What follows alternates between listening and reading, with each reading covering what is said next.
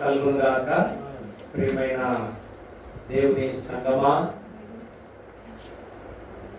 ఈ దినము దేవుని యొక్క అద్భుతమైన ఆశ్చర్యకరమైనటువంటి వాక్కును గ్రహించుదాం.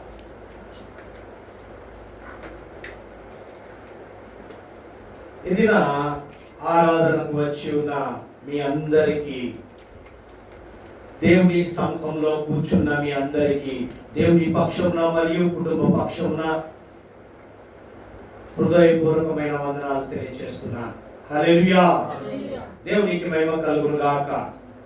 పరిశుద్ధ గ్రంథములో పౌలు భక్తుడు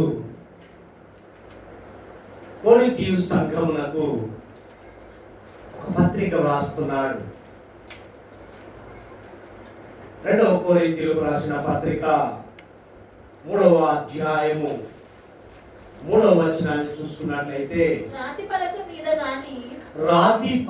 మీద గాని సిరాతో గాని వ్రాయబడక మెత్తని హృదయములు అను పలకల మీద జీవము గల దేవుని ఆత్మతో మా పరిచర్య మూలముగా వ్రాయబడిన క్రీస్తు పత్రిక అయి ఉన్నారని మీరు తేటపడుచున్నారు. హల్లెలూయా. ఈ 3వ వచనంలో ఉన్న మర్మాన్ని ఈ దినము దేవుడు పౌలు భక్తుని ద్వారా మనకు బయలుపరుస్తున్నాడు, మనకు తెలియపరుస్తున్నాడు ఒక సత్యాన్ని. ప్రియమైన దేవుని సొత్తైన దేవుని జనాంగమా, ప్రియమైన దేవుని సంఘమా, ఈ సంఘముతో దేవుడు మాట్లాడుచున్నటువంటి ఒక సత్యం ఏంటంటే, ఇక్కడ గమనించండి, కొరింథీయులో ఉన్నటువంటి సంఘ విశ్వాస వీరులకు వారిలో ఉన్నటువంటి వ్యక్తిత్వాన్ని బట్టి దేవుడు పౌలు భక్తుల ద్వారా బయలుపరచబడుతున్న సత్యాన్ని గ్రహించుదాం. ఆ కొరింథీయులో ఉన్న సంఘానికి ఒక లేఖ వ్రాస్తున్నాడు. ఆ లేఖలో వ్రాయబడిన మాటను చూస్తే, రాతి పలక మీద గాని సిరాతో గాని వ్రాయబడక మెత్తని హృదయములు అను పలక మీద జీవము గల దేవుని ఆత్మతో మా పరిచర్య మూలముగా వ్రాయబడిన క్రీస్తు పత్రిక అయి ఉన్నారని మీరు తేటపడుచున్నారు. హల్లెలూయా. ఇది అంశము. ప్రియమైన దేవుని సంగమా, నేను వ్రాసిన పత్రిక ఎవరైనా చదవగలరు. ఇంట్రెస్టింగ్ సబ్జెక్ట్ కదా.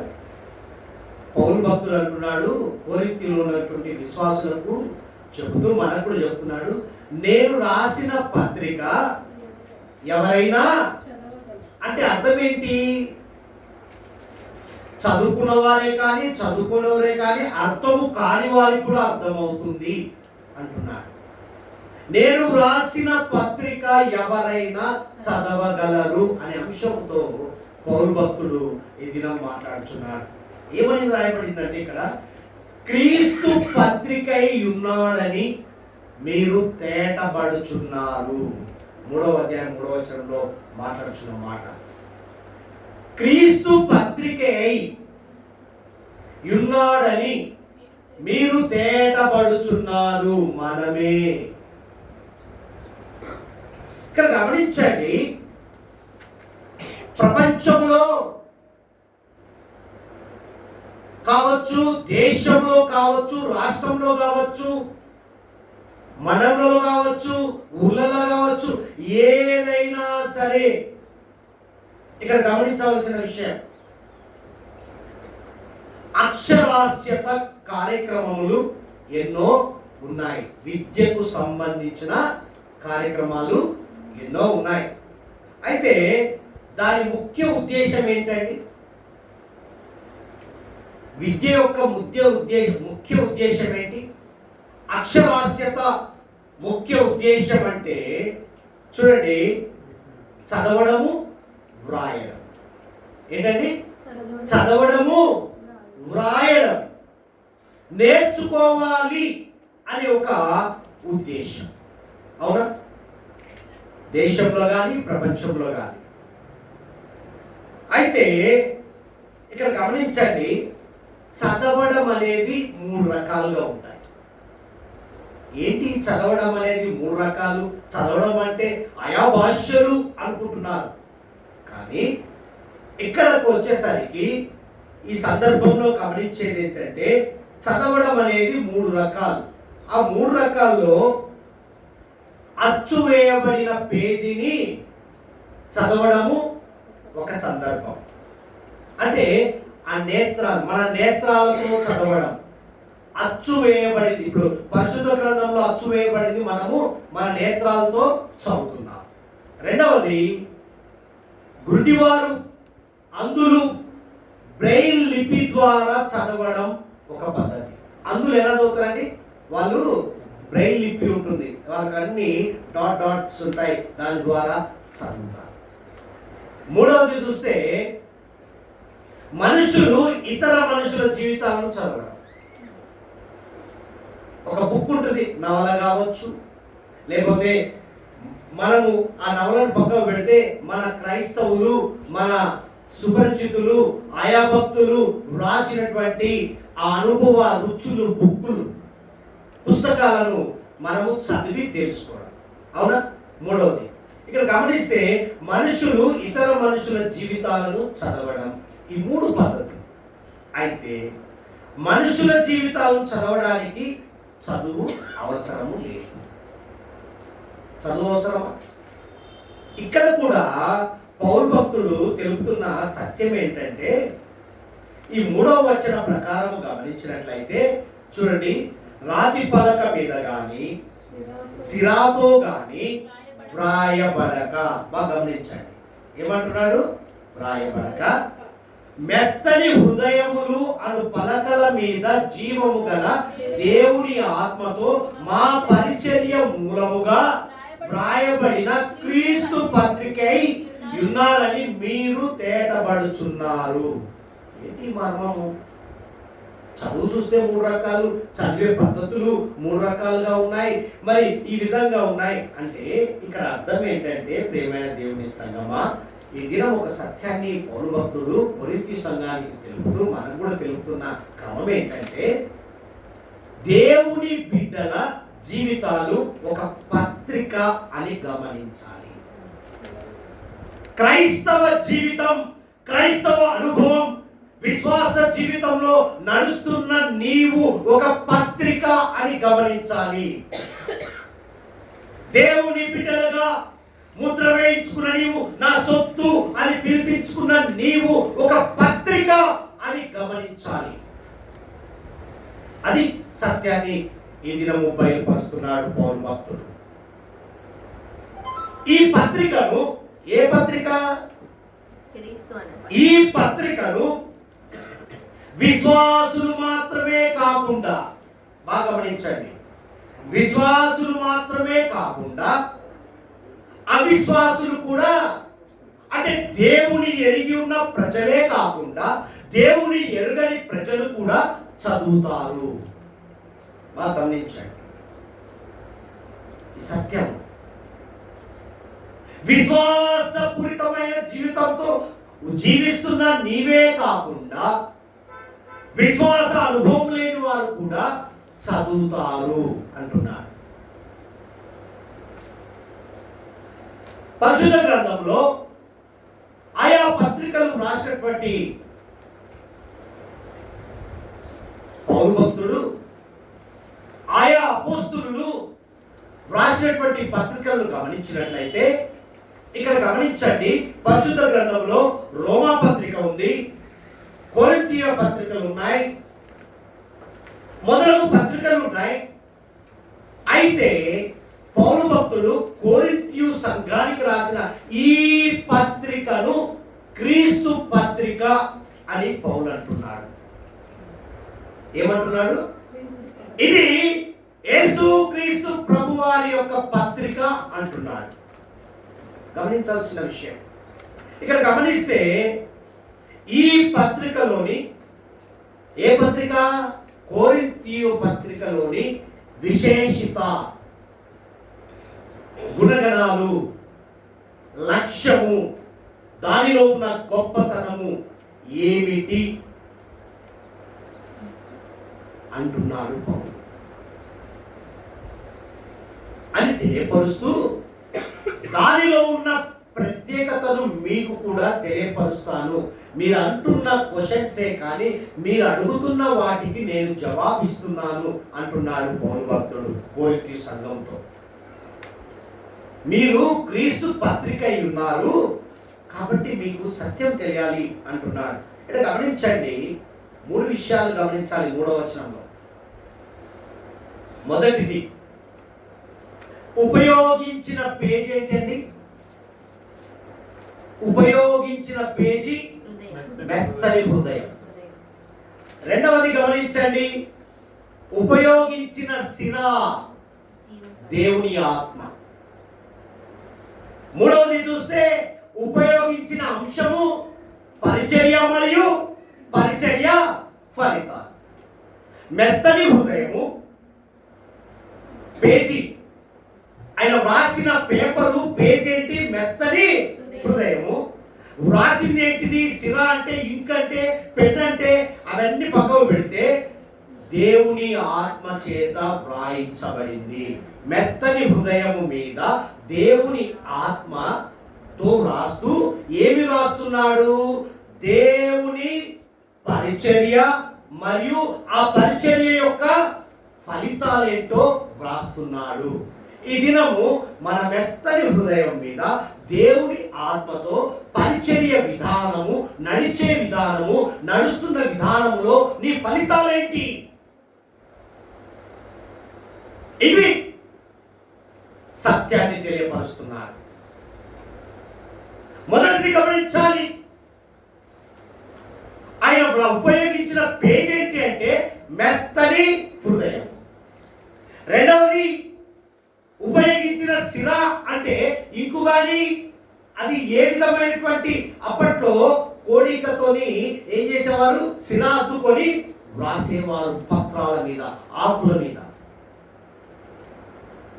ఈరోజు పౌలు భక్తుని పరిచర్య విధానంలో నడుస్తున్న క్రమంలో ఆయన దేవుని ఆత్మ చేత మెత్తని హృదయం మీద వ్రాయబడి ఉన్నదని నిక్కచ్చిగా చెప్తున్నాడు. పరిచర్య మరియు పరిచర్యలో ఉన్న ఫలితాలను మీకు తెలియపరుస్తున్నాను. మీరు క్రీస్తు పత్రిక అయి ఉన్నారు. ఎలా అయ్యారు?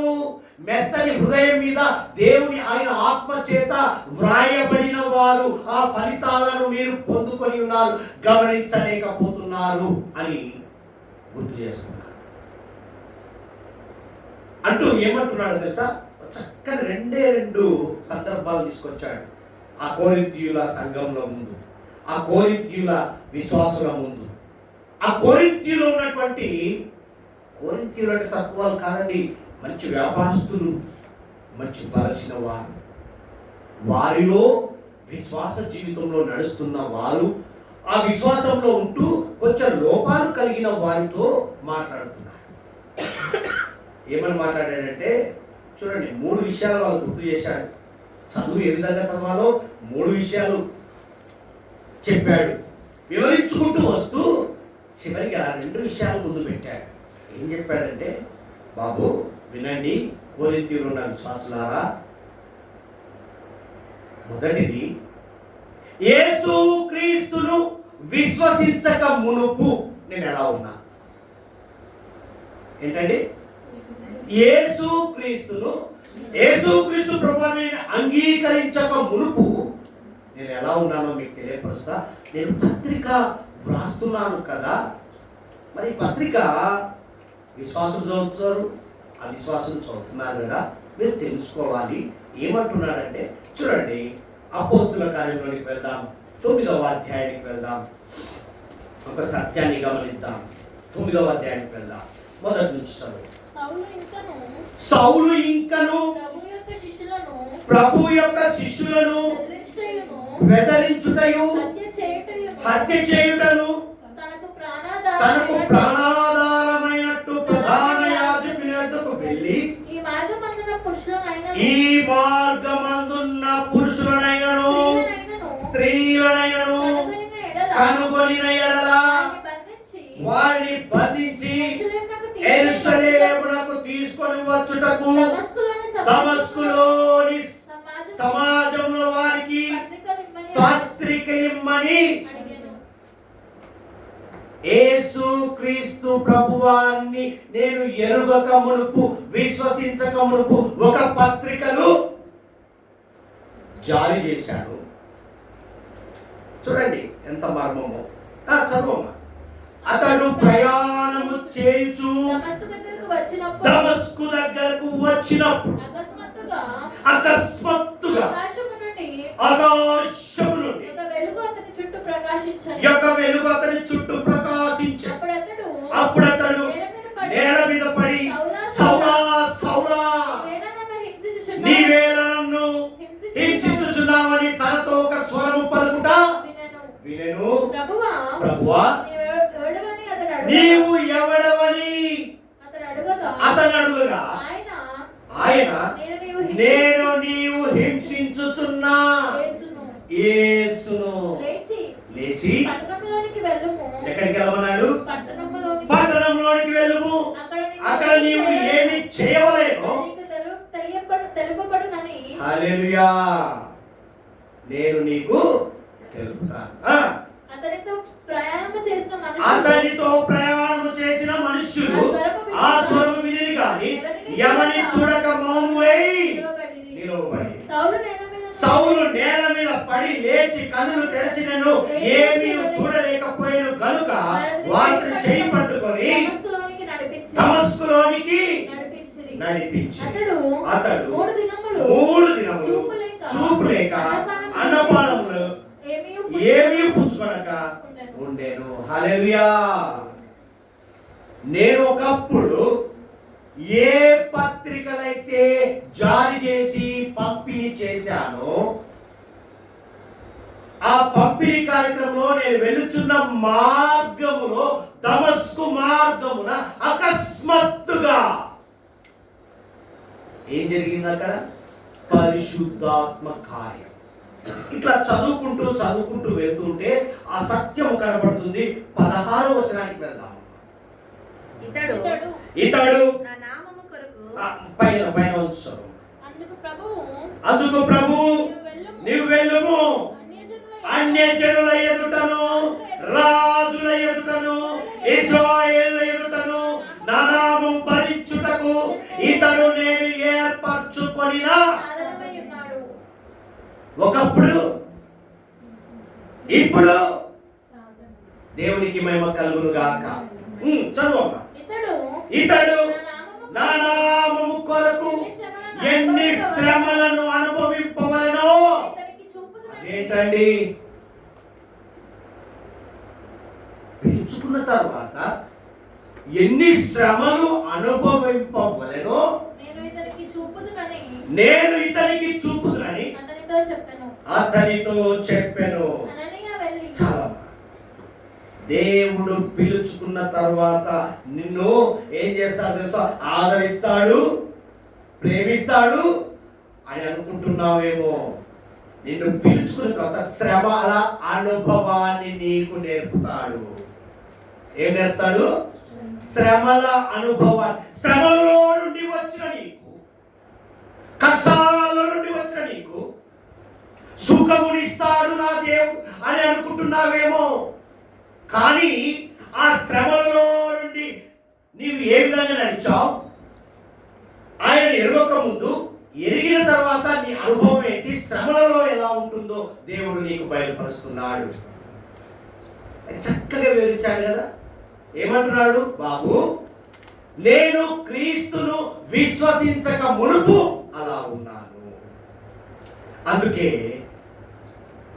చూడండి, ఎహెజ్కేలు ప్రవక్తకు దేవుడు బయలుపరచిన విధానం 36వ అధ్యాయం 26వ వచనం చూడమ్మా.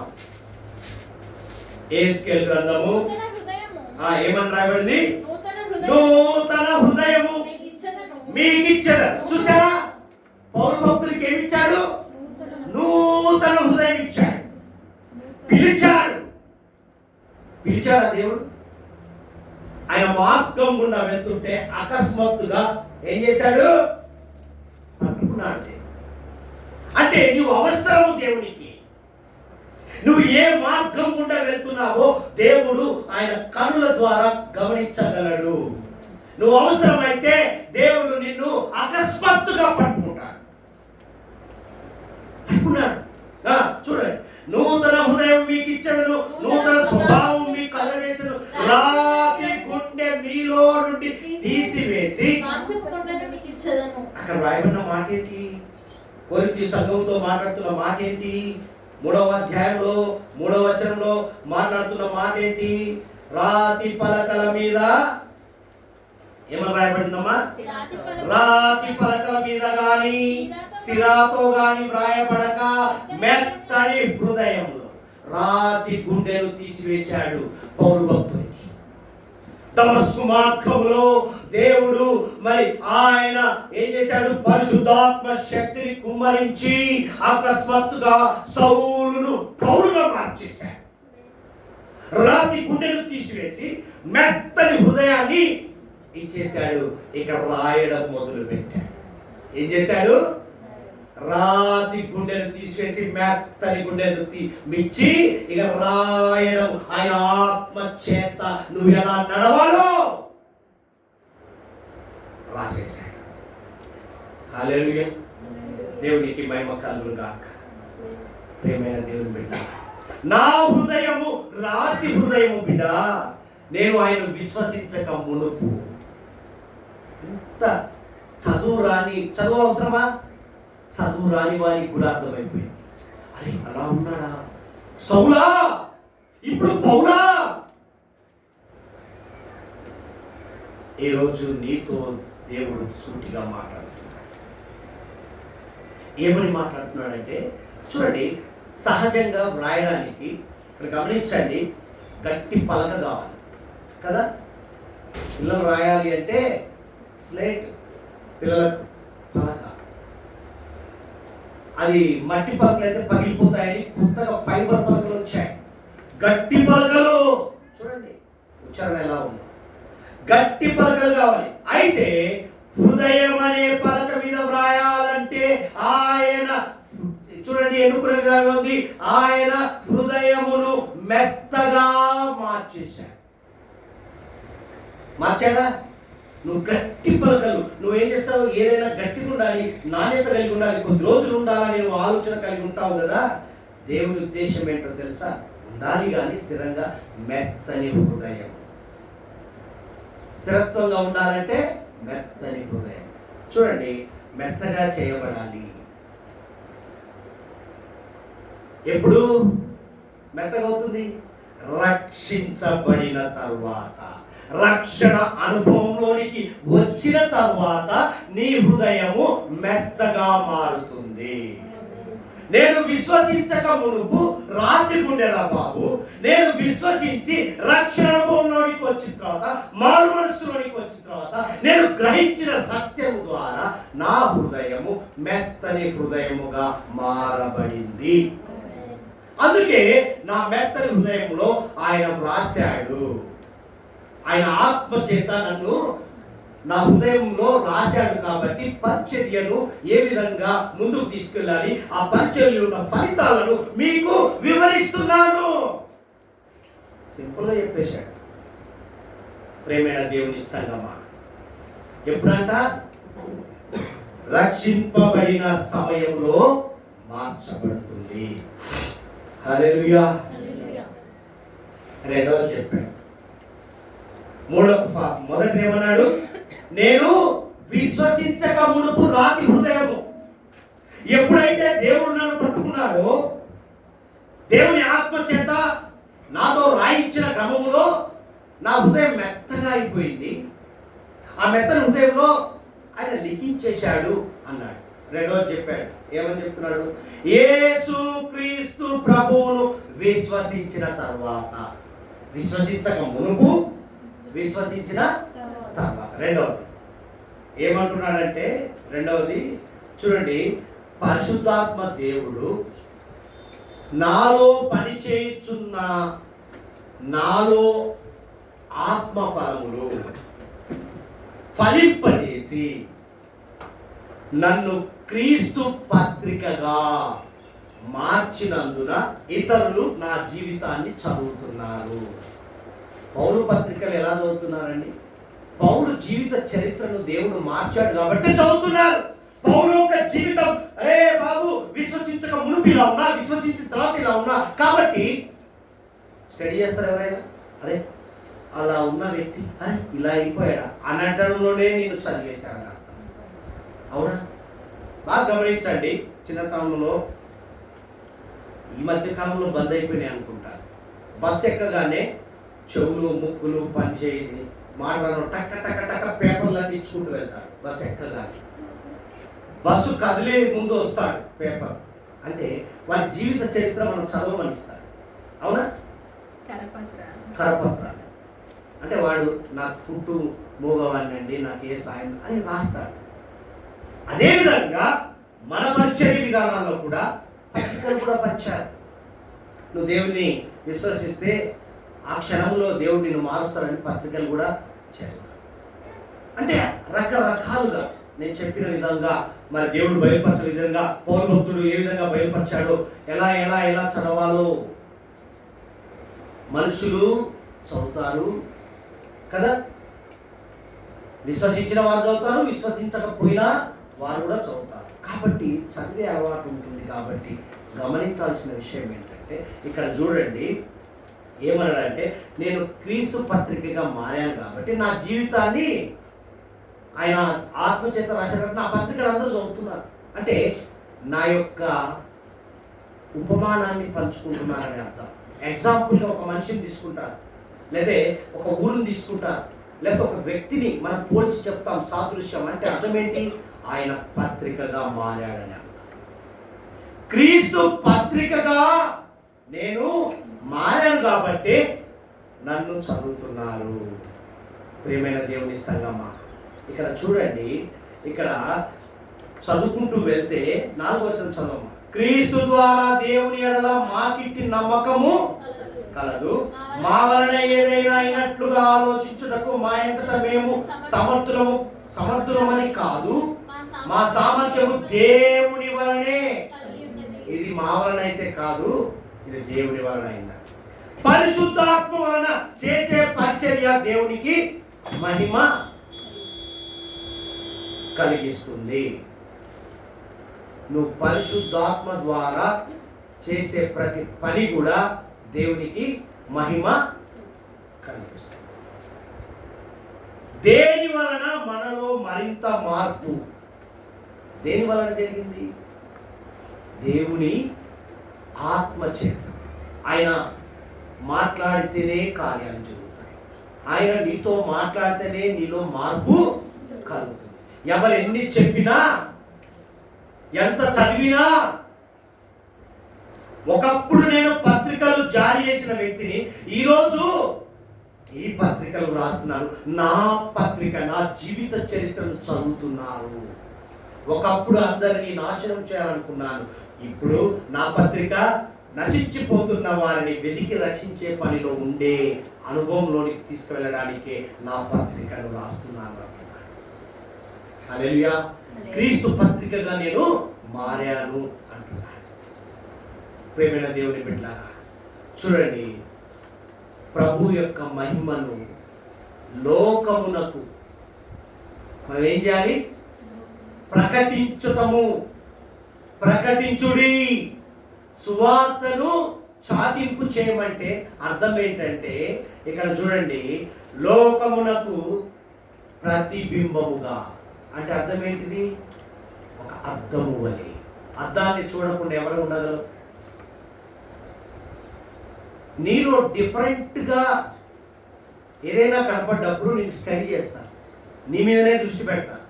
అందుకే చూడండి, అక్కడ రాయబడిన మాటలు చూడండి. ఆయనే మమ్మల్ని క్రొత్త నిబంధనకు అనగా అక్షరమునకు కాదు గాని ఆత్మకే పరిచారముటకు మాకు సామర్థ్యము కలిగించి ఉన్నాడు. అక్షరము చంపును గాని ఆత్మ జీవింప.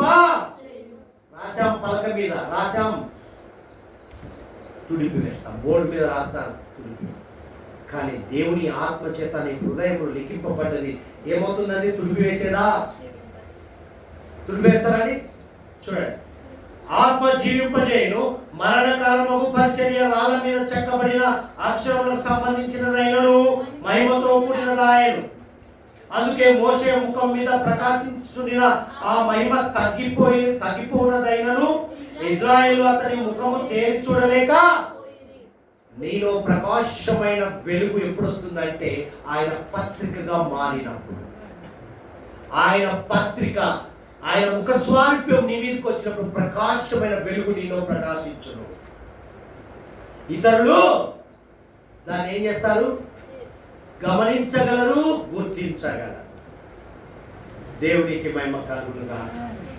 ప్రియమైన దేవుని సంగమా, ఈరోజు గమనించండి, చూసారా, ఇది శిష్యత్వంలో కొనసాగుతున్న పత్రిక.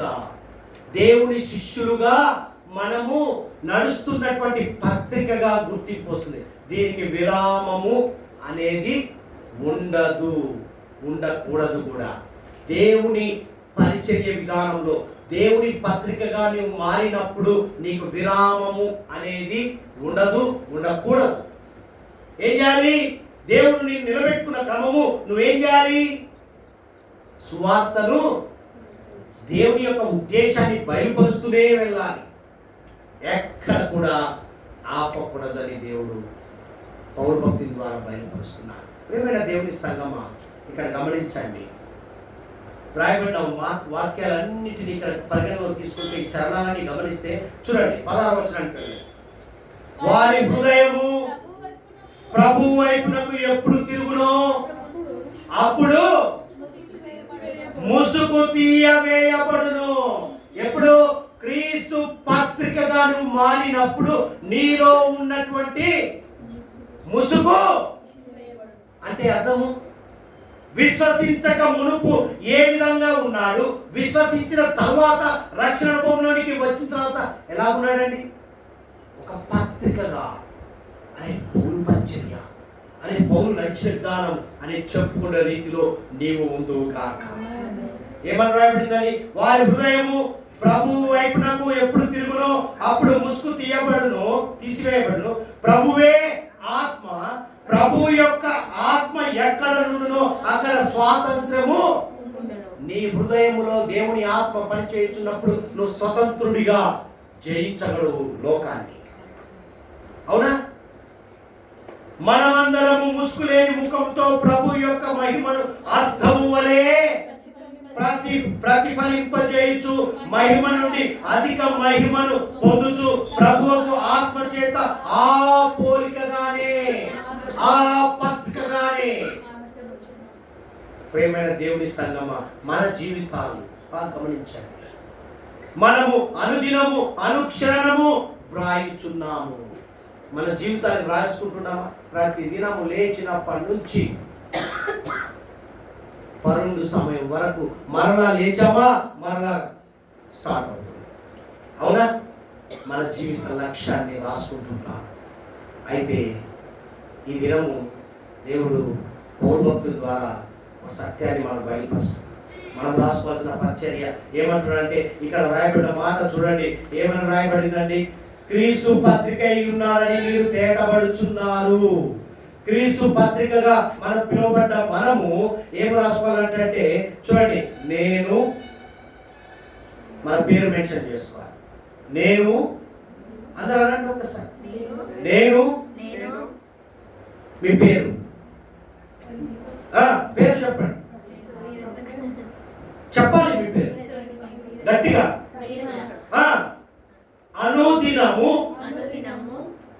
క్రీస్తును మహిమపరిచే పత్రికగా ఉండాలని ప్రయాసపడుదును.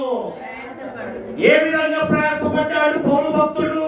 పౌలు గారు ఆ విధంగా మనం ఏం చేయాలి?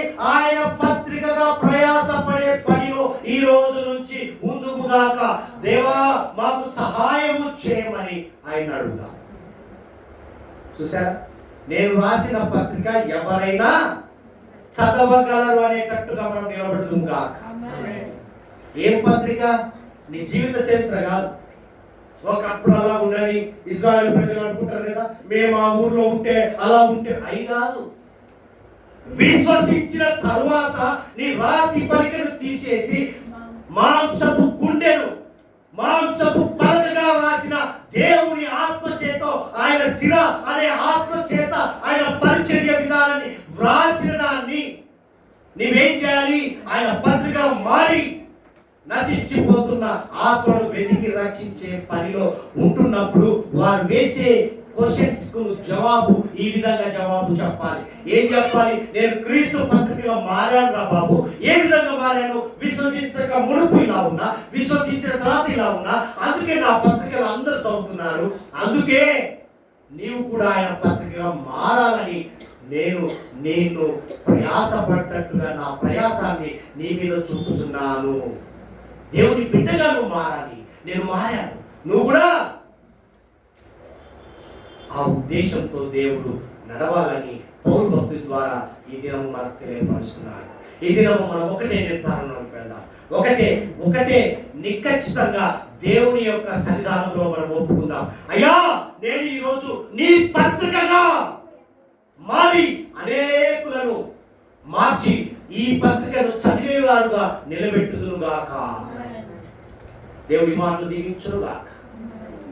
అందుకే నన్ను జ్ఞాపకం